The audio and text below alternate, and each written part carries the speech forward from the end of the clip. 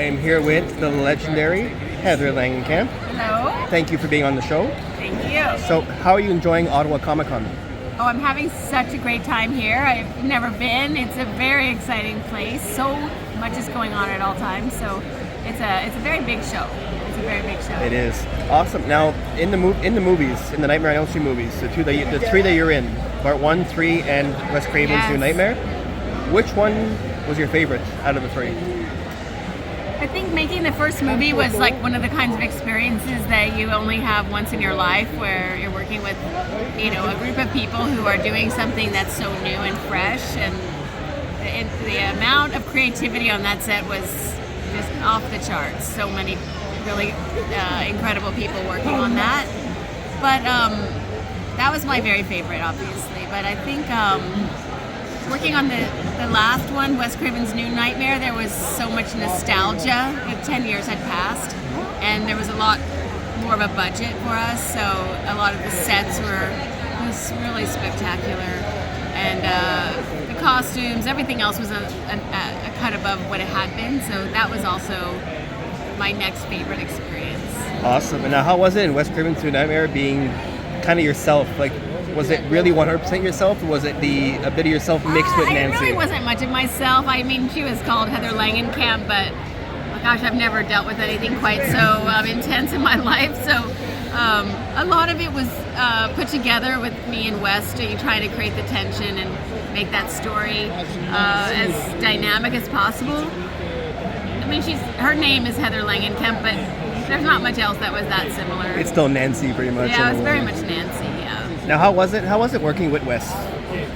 Well, he's a very trusting director. He always was very complimentary about the ideas that we would bring with us to the set, and he had just a way of being very quiet, but getting his ideas across in a very intelligent way. So I would always ask him, "How am I doing, Wes? Is this okay?" And he'd be like, "Yeah, you're doing great," giving me lots of encouragement along the way, because I was a young actor, and it's easy to get caught up in your head and get insecure and double think everything that's going on, second guess yourself. But he always made me feel very at ease, and I think that really shows in the performance. I was able to be a bit more relaxed. Awesome. And how was it working with the person next to you over here, Mr. Robert Englund?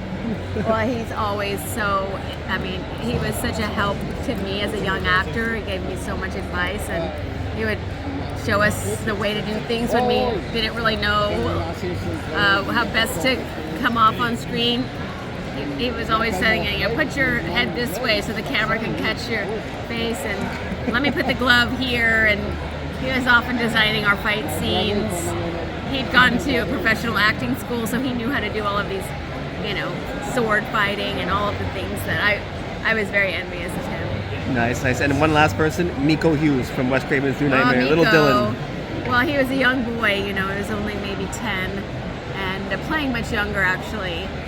And I always worried about him, just like he was my own son. I wanted to make sure nothing bad was going to happen to him, and he had a lot of pressure on him to be, lots of lines, lots of scenes that were very disturbing for a young child. So I quickly thought of him as my own son, and still do. It's funny because he said you thought you were like a mother to him on the set, and his favorite set was the boiler room, so one of the creepier ones. So yes, we love that set so much. Perfect. Well, thank you very much for your time. You're welcome. Take care. Thank you.